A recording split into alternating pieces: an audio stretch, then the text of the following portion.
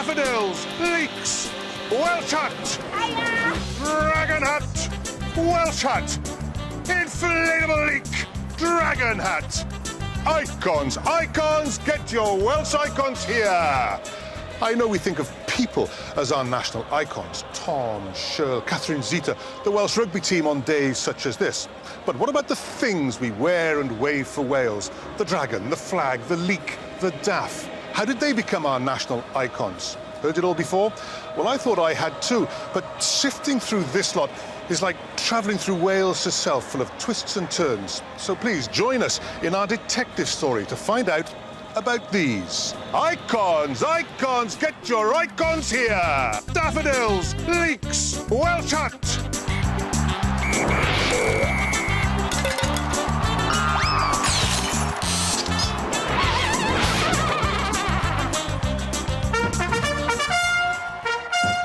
Oh, for heaven's sake, shush. Shush, shush, shush, shush with your cannons and trumpets. This is rare footage from a silent movie. Thank you. This is film of an investiture at Caernarfon in 1911.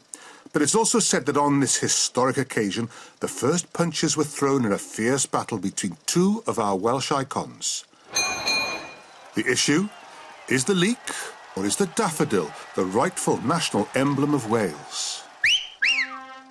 Now, it's been endlessly repeated as fact that the investiture of young Edward as Prince of Wales in 1911 was the day of the daffodil, because David Lloyd George, no less, stuck a daffodil in his lapel on that very day, championing its cause as our national emblem. So, question, had the day of the daff really dawned? Was this a body blow to the leek's hope of fame and national glory?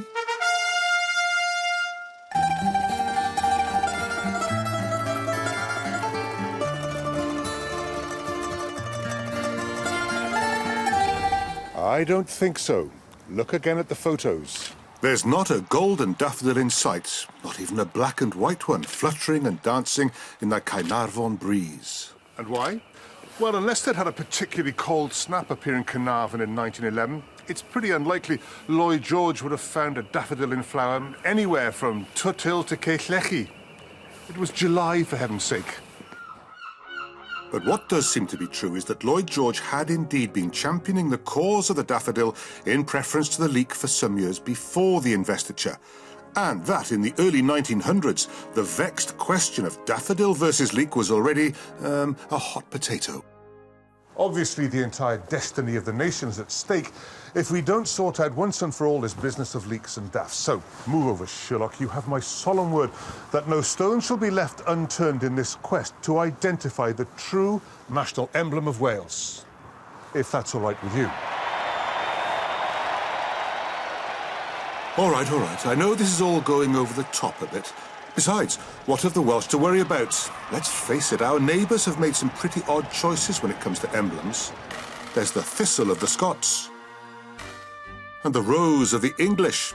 Both a tad prickly for me, but I'll say no more lest I cause offence.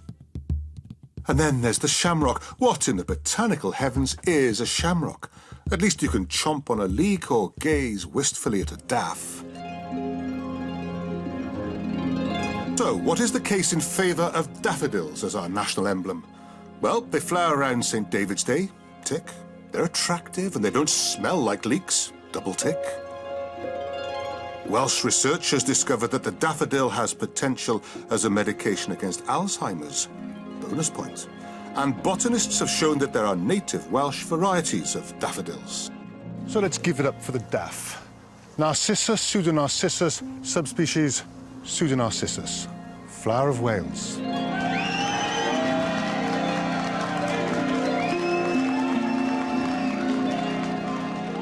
Of course, the fact that the daffodil exists in Wales from antiquity doesn't mean it's any more legitimate as a national emblem than an oak leaf, a poppy or a blade of grass. Part of the reason for the war between the leek and the daffodil must lie in that bastion of nationhood, that wall against the sea of Englishness, the Welsh language itself. Leeks, cennin. Daffodils, cennin peder. It's the same as if in English we called leeks leeks, as we do, but decided to call daffodils Peter's leeks. Who wouldn't get their icons in a twist? So, let's see if I can do a bit of untwisting, get to the root of the matter, as it were. And if possible, come up with any references to the leek being a national emblem before the time of Lloyd George and his daffs, or at least some old tradition connecting the leek with St. David's Day. Well, the big surprise is that we have to thank these gentlemen for some key evidence. The Yeomen of the Guard, the elite bodyguard of kings and queens of England for over 500 years. In his own private accounts, we have Henry VIII, no less, outlining what's clearly an annual expense he lavished on his daughter, Princess Mary, lucky girl. Mens Martiae 1537 to 8, the month of March 1537 to 8. Item, given among the yeomen of the King's Guard, bringing a leek to my Lady Grace on St. David's Day, 15 shillings. A clincher. What's been noted here is a ritual, an established annual ritual on St. David's Day, with the Tudor king, Henry VIII, aware and proud of his Welsh ancestry, paying a princely sum for a leek to be delivered by the yeoman of the guard, his personal guard, to his daughter Mary on St. David's Day. And there's another key piece of historical evidence in favour of the leek at the National Museum in Cardiff. Now, let me introduce you to Philip Prodger, originally from Gwerndy in Breconshire. He's a local lad who did very well for himself. He was equerry to James I and later groom of his privy chamber. What more can you ask? But take a look at what he's holding in his hand. It's a bit small and limp, certainly not as big as Max Boyce's or anything waved around at international matches. But it is definitely a leek and not a daff. But why would a Welshman in one of the most important positions in the court of the King of England want to have a portrait of himself holding a leek? Unless the leek meant something special, something that said what he represented, who he was, where he came from. I don't want to labour the point, but I think Lloyd George was barking up the wrong plant when he championed the daffodil. If we're going to rely purely on historical fact to justify our national emblem, then it is and can only be the leek.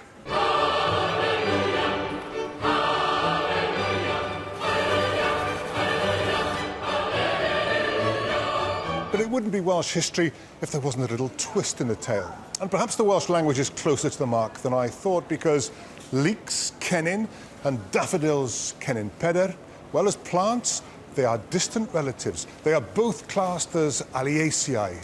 Leeks and daffodils belong to one big, happy botanical family. So, let's bury the hatchet. On St. David's Day, wear what you want. Leeks or daffodils, wear them where you want and when you want. We're like them. We're all in the same family soup. Daffodils, leeks, we may all appear to be different, but in fact, we're all Welsh. And these things, leeks, daffodils, they should unite us, not divide us.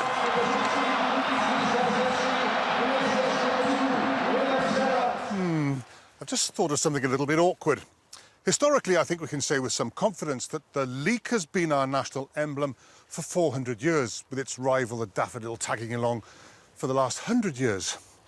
But why did we choose the leek? How did these become our national emblem? It's time to bring the leek to book. And what better book or play to do the job than one written by the bard himself, William Shakespeare.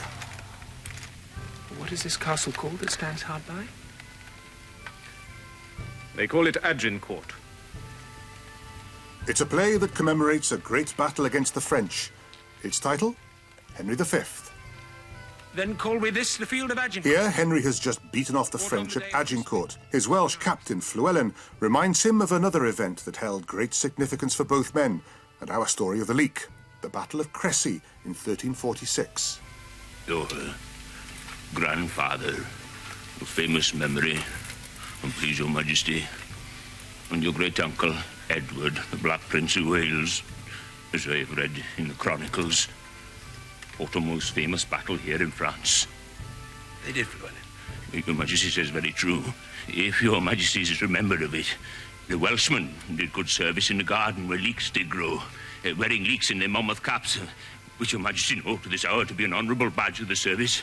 And I do believe your majesty takes no scorn to wear a leek upon St. David's Day. I wear it for a memorable honour. For I'm Welsh, you know, good countryman.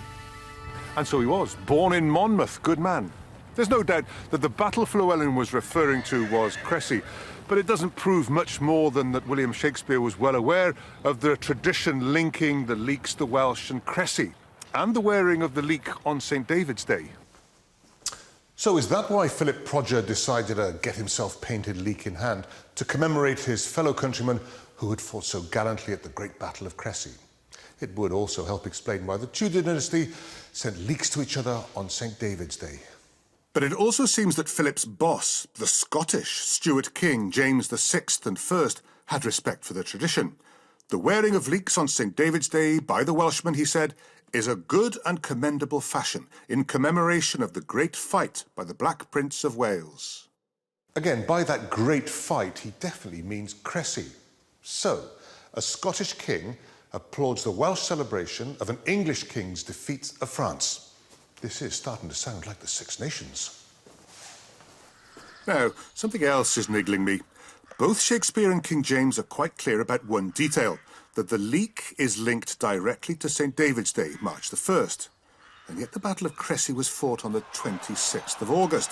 So can Crecy really be at the heart of the leek story? It doesn't make sense.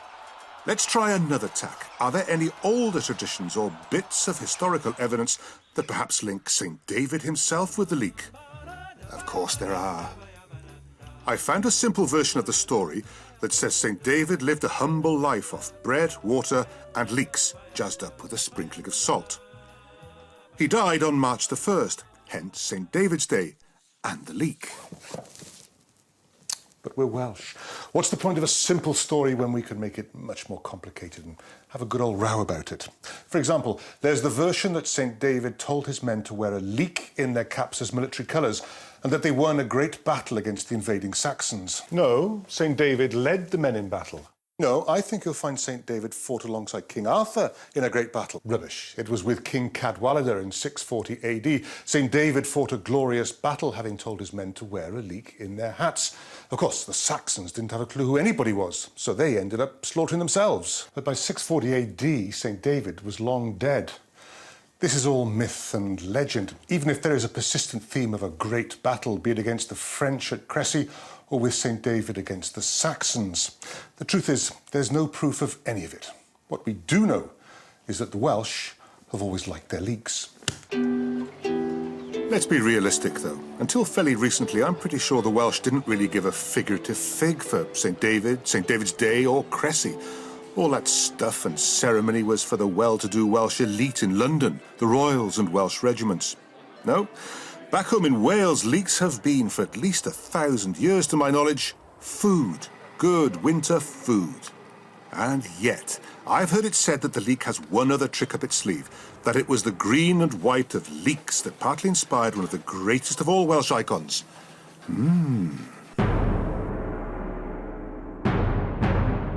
Now, I may regret even thinking this, but I wonder how long this, a Droi Goch, the red dragon, has been our national flag. Why a dragon? And why the red, white and green? There's no doubt that it's an icon that's recognised the world over. Raised, worn and born with dignity, passion and pride on many great, even historic occasions.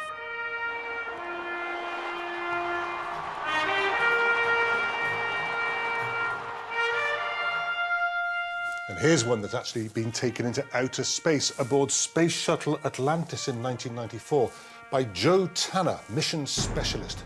Joe Tanner of Illinois, but whose grandfather was head teacher in the school in Llandewi Brefi. Joe, the only astronaut in the village. This one also ventured far from home.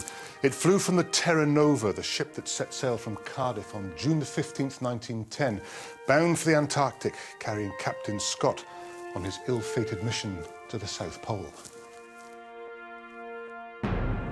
We're all proud of it, and quite right too. But you can take things too far. I've even read claims that the red dragon on its green and white field or background is the oldest national flag in continuous use anywhere in the world. Like heck it is. It might well have been in space and sailed to the Antarctic. But the Red Dragon's first official outing as the national flag of Wales was as recently as, wait for it, the 23rd of February 1959. On that day, Her Majesty Queen Elizabeth II directed that in future, only the Red Dragon on a green and white flag should be flown on government buildings. So it was official then. In 1959, our flag became the flag of Wales. Not quite. Her Majesty's College of Arms begged to differ with Her Majesty. As the aptly named Sir Austin Strutt put it at the time, Wales was never a kingdom and therefore cannot possess a national flag. Never? Cannot? Cheek. But I'm curious now. Clearly the flag as we know it had been around for some time before 1959, if only flapping off the back of the Terra Nova in 1910. But does that mean that the bits and bobs that make up the flag, the dragon, the green and white background, are only a tad over a century old? Of course it doesn't. Let's start with the star of the show, the Red Dragon. It's clear the dragon has been associated with Wales for a fairly, perhaps a very long time. But how long? Now, unless the Countryside Council informs us otherwise, I think we can say that the dragon, red or otherwise, is not exactly a native species of Wales. So, where does the idea of the dragon come from? I sense you may be way ahead of me here. Of course, I'm now going to say the dragon was a Roman legionary standard the Welsh liked so much, we nicked it. Time for a close encounter of the Roman kind. Meet Draco, or a Draco. It's easier to see how the Roman word gives us dragon in English or draig in Welsh. This is a replica, but you can see how it would have made an impression. The head of a dragon or a wolf. One's even been found in the shape of a crocodile. And the tail, well, it was a windsock. And when the wind blew, out of the head would come a loud hissing sound. Scary stuff. Well, it was if it was coming at you at the head of a Roman cavalry charge. But it wasn't a Roman legionary standard. That was always an eagle. The Draco would have been carried at the head of a cohort, a much smaller unit of about 480 men. A Roman military expert called Vegetius tells it like it was. Dracones per singules cohortes a draconariae feruntur ad proelium. And what could be clearer than that? He says, the dragons are born into battle by the draconariae, or dragon bearers of the individual cohort. The surprising thing is that they seem to be quite late arrivals on the Roman military scene. So, when and where exactly did the Romans get the idea from? Part of the answer is kindly provided by the Romans themselves in a rather lavish strip cartoon. This is Trajan's column in Rome, built to glorify the emperor's great military victories in 113 AD.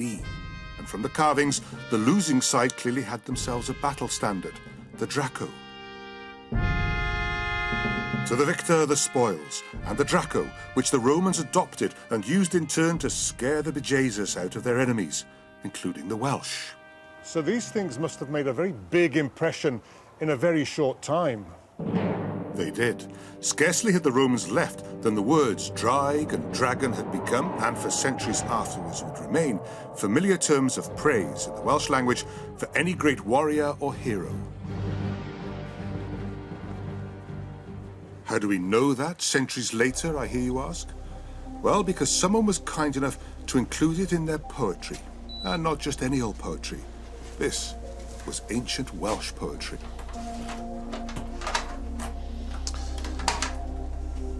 This is a rare moment. Some of our oldest poetry in one of the most important books in the Welsh language, under maximum security. And there's something over there I really want to see.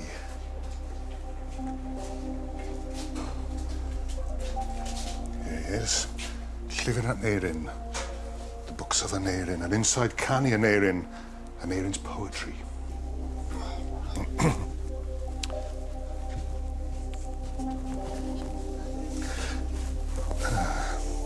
These poems were written down in about 1265 AD, but they date all the way back to 600 AD. And what we're looking for are just 5 little words.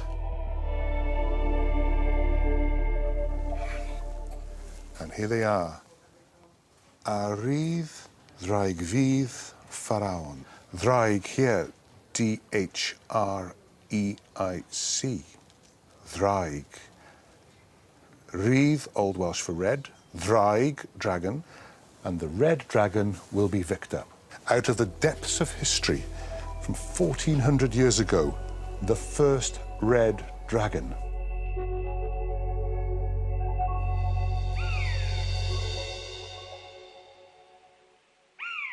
Having found our first red dragon, I suppose the next logical question is, when did the red dragon come to symbolise not just a great heroic individual, but the spirit of the nation itself? Part of the answer lies here. We're just outside Beddgelert in North Wales, and that is Dinas Emrys. Geologically, Dinas Emrys is a small volcanic outcrop. Archaeologically, it has features dating from the Iron Age right through to the Middle Ages. But its importance to us lies in its role in the story of the Welsh dragon. And it takes us back over 1,200 years to a time when the Welsh were really getting hammered by invaders. But they knew a well-sharpened Welsh quill could be mightier than any Saxon sword. So they wrote a tale. And this is how the tale began.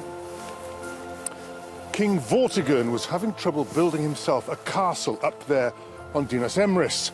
Every night the whole thing fell down. I think I know the builders. Anyway, to cut a long story short, he enlisted the help of a bright young wizard called Ambrosius. Ambrosius being Emrys in Latin, hence Dinas Emrys, the stronghold of Emrys. On the advice of Ambrosius, the king had his men dig into the hill below the summit, and there they found a lake. And below the lake, 2 dragons were slugging it out, dragon style. One, a white dragon for the Saxons. The other, you've guessed it, a red dragon for the Welsh. That's why the earth was moving. That's why the castle kept falling down. At first, it seemed the white dragon was gaining the upper hand, but then the red dragon rallied and saw the old enemy, the white dragon, off just before the final whistle. Ah, yes, history can, and so often does, repeat itself. But the prophecy of the Dinas Emrys saga stuck. The victorious red dragon was caught by this tale and held firmly and forever in the minds and hearts of poets, princes, and the people as a powerful symbol of nation and of hope. If new sons of this ancient prophecy weren't forthcoming, then the old ones, great kings and warriors of yesteryear, Cadwaladr, Cynan, Owain, Arthur, would rise from their slumber, and under the banner of a red dragon, they would lead the Welsh to freedom, to victory, and to glory. None of which explains this. The date, November the 2nd, the year 1401. The place, Carnarvon Castle. Owain Glyndwr has just laid victorious siege to this English castle town.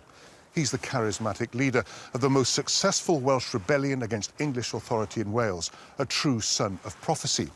It's one of his major early successes, a blow struck for freedom and justice, and it's all done under a Welsh banner. And here it is. A golden dragon on a white background. So what was he up to? Didn't he know the prophecy of the red dragon of Dinas Emrys?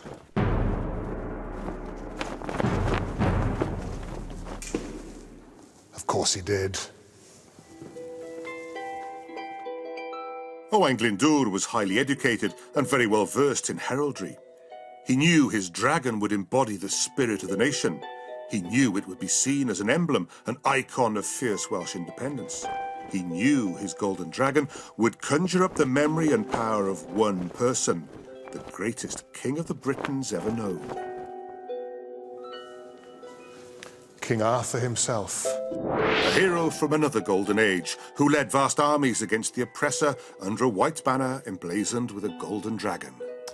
The funny thing is that by the time of Owain Glyndwr, the Arthur whose inspiration he took and shook like a fist wasn't some ancient hero from the mists of time when men were men. No, at the siege of Carnarvon, Arthur, the character we know and love, was a pretty recent literary invention.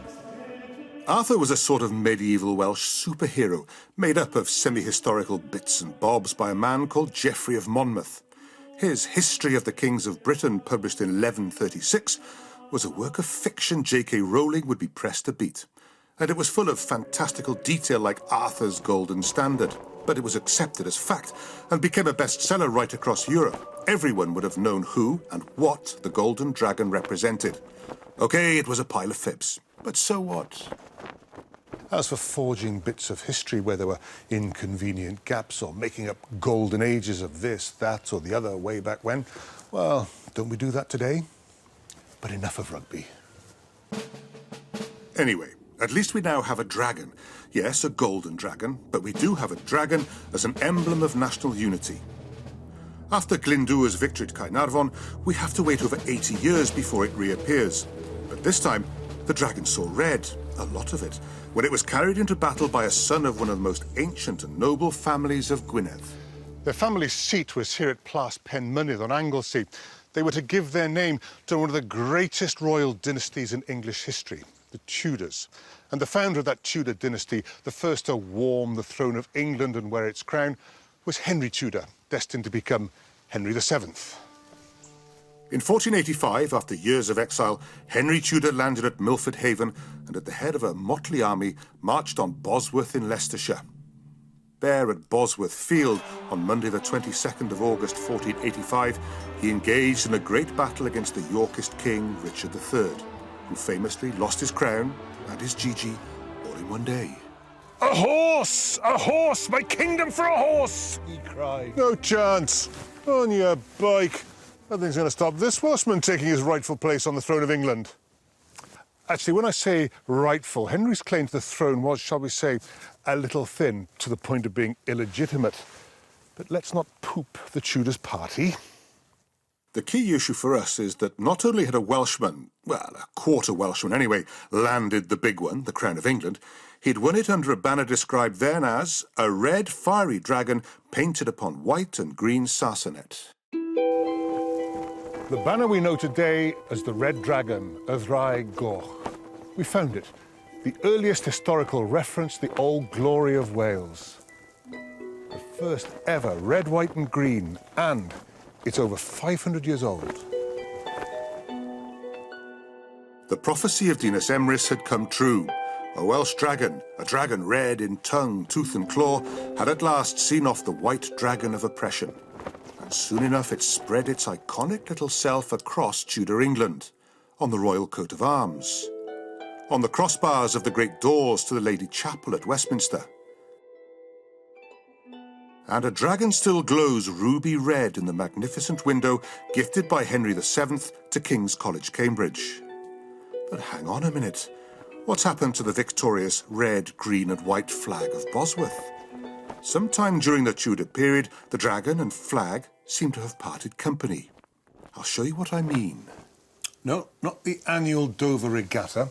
What we have in this splendid painting is Henry VIII's fleet about to set sail for France in 1520. Now, if you look carefully at the painting, the cross of St. George is very much in evidence. But look closer at this little boat, and here, all along this poop deck and the aft castle, all right, the back end, and there are literally dozens of green and white Welsh flags alternating with crosses of St. George. Well, wash my mouth out, Henry hadn't ditched the red dragon at all. Or had he? Let's look at that green and white banner again. There you can see the new Tudor rose. And there, that's the portcullis, that's his grand's family emblem. And plenty of these, the fleur-de-lis, that's for France. But not a red dragon anywhere. Might be wrong, though. Right here, technically the rear window, there is a red dragon. But the green and white are vertical and duplicated. So the issue is that part of our iconic national flag, the green and white bit, seems to be being used by the Tudors as a sort of heraldic dartboard they'd throw anything at. That could mean that green and white are the Tudor family livery colours. They're a bit like a horse jockey's silks. But there is another possibility. It's something I've only just come across, and the clue I've found is that it does involve a battle, and one we visited before, but not the Battle of Bosworth Field. It's time to time travel again, back to August the 26th, 1346, the Battle of Crecy.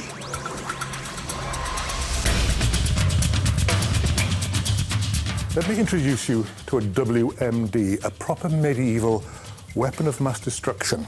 This is the English, or equally appropriately, the Welsh longbow.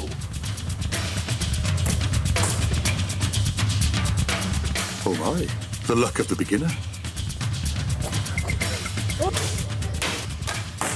The longbow was developed largely in the marches, the Welsh borders, as a brutally effective siege weapon. But it was put to devastating use by Welsh and English archers at the Battle of Crecy in 1346. As we already know, Crecy was meant to be when the Prince of Wales stuck a leek in his helmet to lead the lads. Good call, because from what I've just found out, his 5,000 Welsh troops must themselves have looked just like a field of leeks. No, I haven't lost the plot. Let me explain. It's an uncomfortable historical fact that Welsh soldiers in the 1300s were, well, they lacked a certain finesse. They liked nothing more than hard drinking followed by a good punch-up. And they were good at it. Must be in the genes.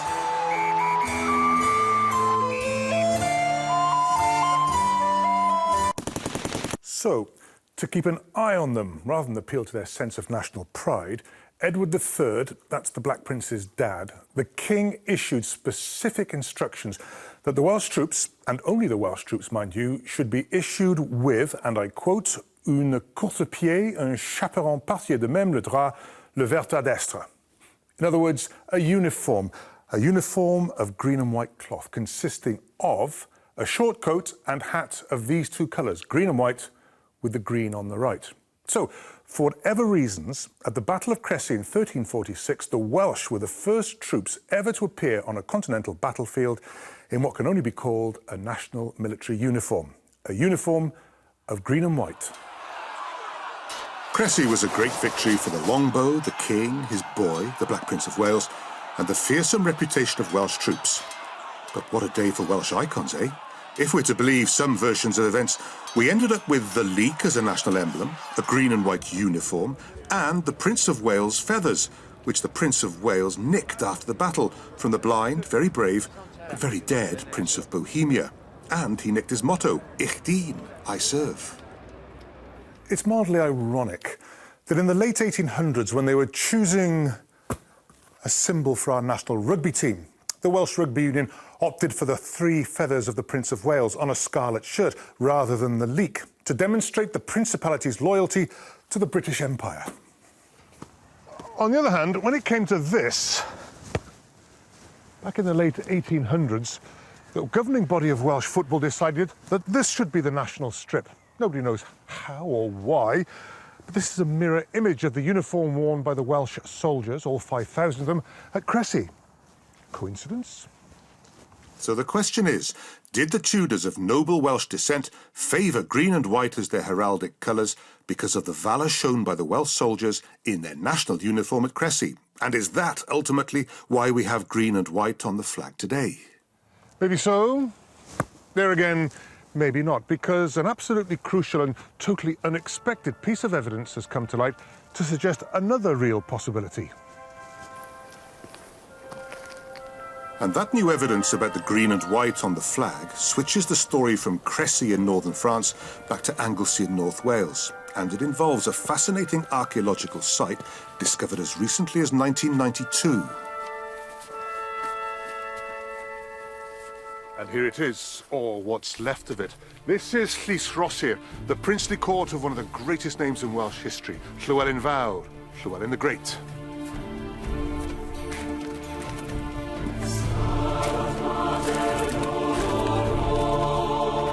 Back in the early 1200s, Llywelyn earned the moniker Llywelyn the Great by making himself ruler of a hefty slice of what we know now as Wales.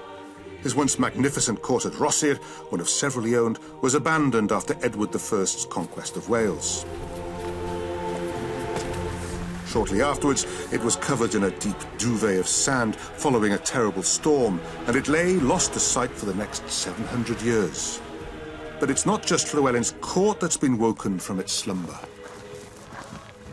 What we've uncovered is completely new evidence that breathes fire into the story of this ancient site. It's evidence that links this very royal court to the Battle of Crecy, right through to the green and white banner of the Tudors, to the national flag of today. It's nothing painted or carved or etched, but written. 800-year-old Welsh poetry written in celebration of this royal court, praising Llewellyn himself and referring to the battle dress of his men. Mae llu yn rhosir, mae llyn, mae ir glich, mae farglwydd Llywelyn, a gwir tal yn ei ganlyn, mil a myrdd, mewn gwyrdd a gwyn. Gŵr gwarthrydd, gwrdd yn gwrthrin Lloegr, Llywelyn ar gychwyn, ymlaen caen cawod umbyn, ymliant gwyrdd ac un gwyn.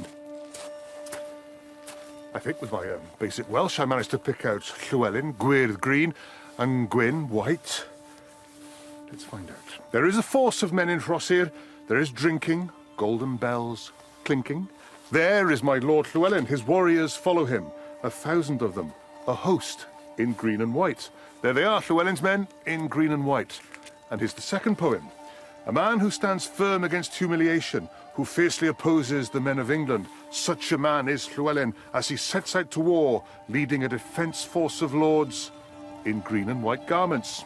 It's my little eureka moment. Poetry as a key in our investigation into the origins of the Welsh flag.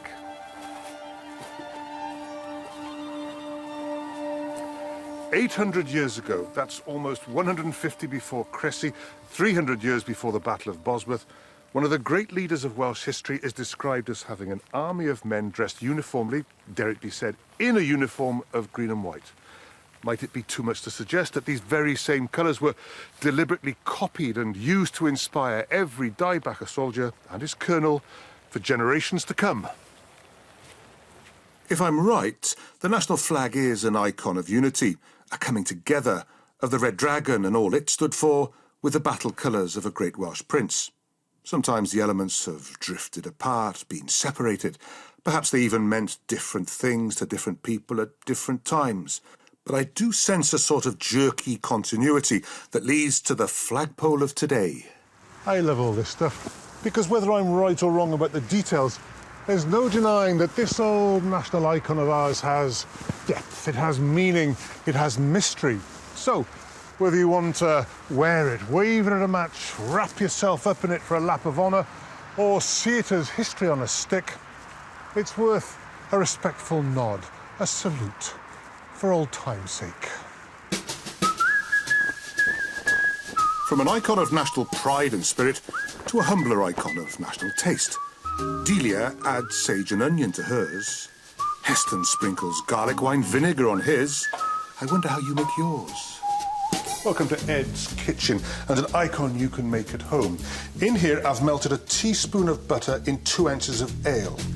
Did you know ale was beer without any hops in it? I didn't. And 2 ounces of cheddar, any good Welsh farmhouse cheddar will do. And I'm just going to stir it all until it's melted. It's odd how foods become associated with individual nations and people, how certain dishes become iconic. Ask the French what they call the English, for example, and they immediately say, les roast beef, the roast beefs. Ask the English what they call the French, and no doubt they'll refer to the habit of eating the hindquarters of a certain amphibian. And the Welsh haven't escaped this culinary leg pull either. For over 400 years we've been associated not just with leeks, but this. Now, I'm just going to add about a teaspoon of mustard. A pinch of salt and pepper. Give it a good stir. Top French chefs love it and call it le lapin gallois. And the English name for it, Welsh rarebit or rabbit. Now then, want to start a war? Is it rarebit or is it rabbit? Let me help you. It's neither. Although rabbit is the older form going back as far as 1699.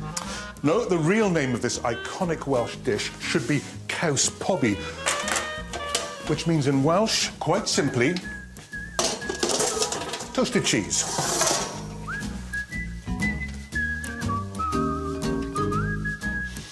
I've always wanted to say this. Here's one I made earlier. Proper Welsh caws pobi.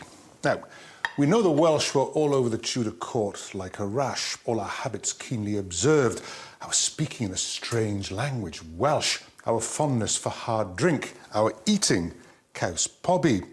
Oh, how they laughed at our little ways. Want to hear a joke from 1542? They say the old ones are the best. Anyway, back then, heaven's heaving with Welshmen, and they're generally upsetting the neighbours. So God says to St. Peter, any chance of shifting these Welsh? So St. Peter goes outside the pearly gates and shouts, caws pobi, toasted cheese, toasted cheese. There's a stampede, and the Welsh are gone. Hilarious. The joke was written down in 1542 by a monk, Andrew Board, who was defrocked for being conversant with women. So the last laugh was on him. Anyway, my icon is getting cold. Excuse me. Eat your heart out, Delia. It's funny, but with the exception of caws pobi, most of our icons so far have turned out to be a bit posh, royal even. Then, at the beginning of the last century, huge numbers of ordinary Welsh people opted for an icon that was very much of their own choosing. The year was 1908, and in 1908, an Englishman painted an image of Wales that became, almost by accident, not only hugely popular right across the UK, but was adopted in Wales as a portrayal of who we were, who we wanted to be, how we wanted to be seen. The original painting hangs here at the Lady Lever Art Gallery in Port Sunlight on the Wirral.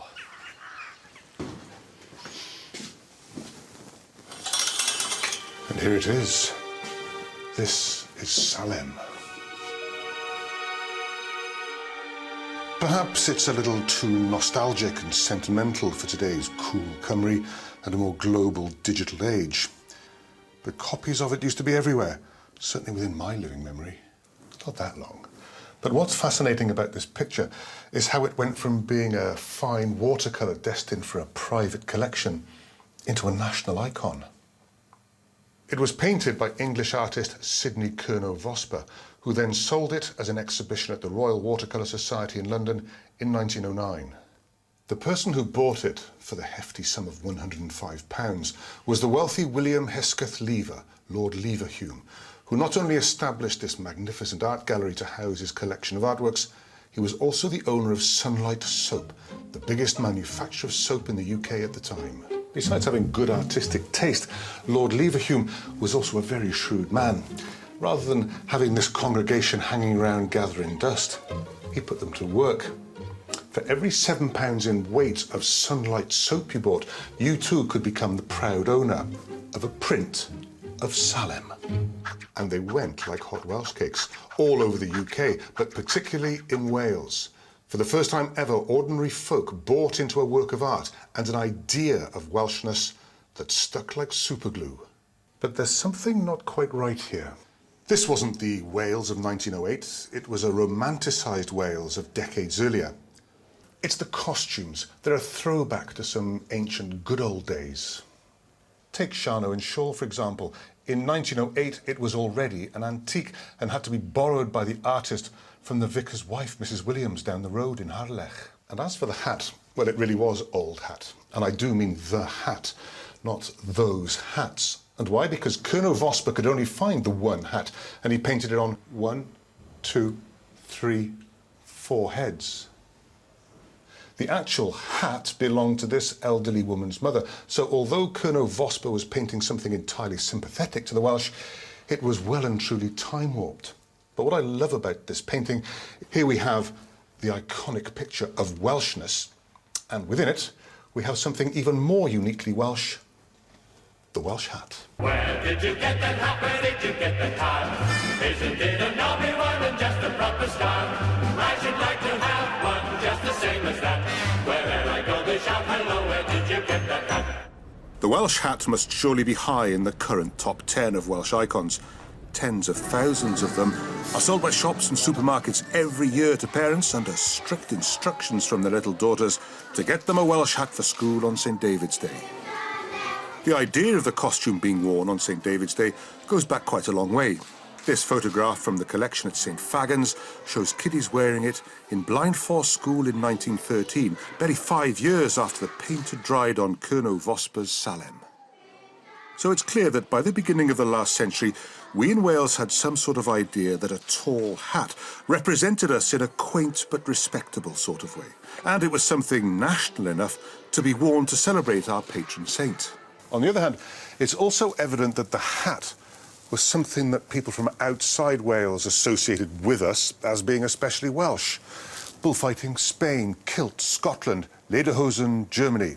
The Welsh hat, Wales. So, I set myself two simple questions. What exactly is a Welsh hat, and how old are they? Simple, but I'll eat my hat if the answers are. These are, after all, Welsh icons.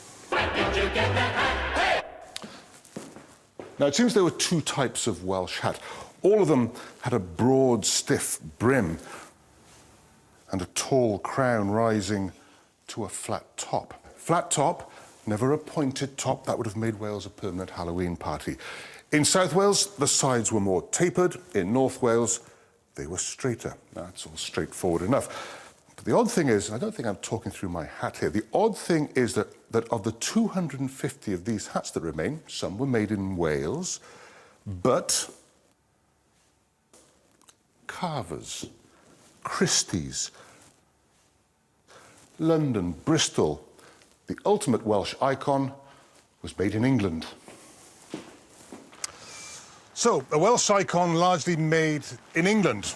Rhyfedd o fyd, strange old world. It's a bit like finding out that the Welsh rugby kit is made in the Far East. OK. But what about that second question? How old is the Welsh hat? Well, it seems that Welsh women have been wearing men's hats as well as the trousers for rather a long time. Here's the Reverend Joseph Romilly describing a sea voyage from Liverpool to Beaumaris.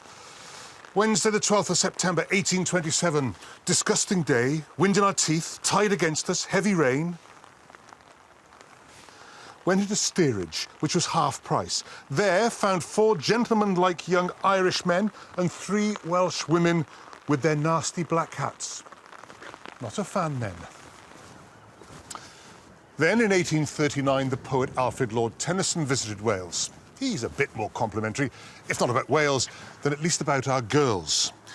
I cannot say that I have seen much worth the trouble of the journey, always excepting the Welsh women's hats, which look very comical to the English eye, being in truth men's hats, beavers, with the brim a little broad and tied under the chin with a black riband. Some faces look very pretty in them. Oh dear, here's someone else who really doesn't like the Welsh hat. This one's by Nathaniel Hawthorne, the American author. He wrote The Scarlet Letter. He visited Wales in 1854 when he was made American Consul General in Liverpool. And this is his valued observation. Many of the Welsh women, particularly the elder ones, wear black beaver hats, high-crowned and almost precisely like men's. It makes them look ugly and witch-like. In defence of Welsh womanhood, I should point out that this very same Nathaniel Hawthorne's family were, in general, a bit down on witches. His great-grandfather presided at the infamous Salem witch trials. He does, however, bring us conveniently in a full circle from Salem, US, to Salem, back in Wales. Because when Nathaniel and the others visited Wales, a quite specific period from the 1820s to the 1860s, it was exactly when the ladies of Salem would have been wearing their fashionable but distinctly Welsh hats to chapel or on an outing. But what, or perhaps the question is who, started the fashion? We might have found a credible answer. Tall hats, tall column. It takes as long to climb as to say the Anglesey village it overlooks. Llanfair pwll gwyngyll go ger a chwir yn drobwch Llandysilio go go go. This rather magnificent monument was built to the memory of Henry William Paget, 1st Marquess of Anglesey, 1st Earl of Uxbridge of the 2nd creation, and Colonel of the 7th, the Queen's Own Light Dragoons. Quite a title, quite a lot of titles, quite a man.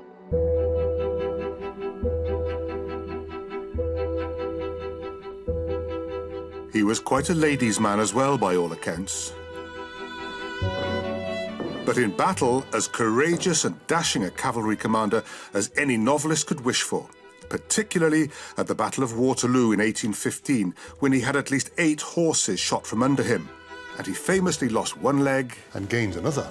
Towards the end of the battle, he and Wellington were riding together when grape shot flew over the neck of Wellington's horse and smashed the Marquess right in the knee. By God, sir, I've lost my leg.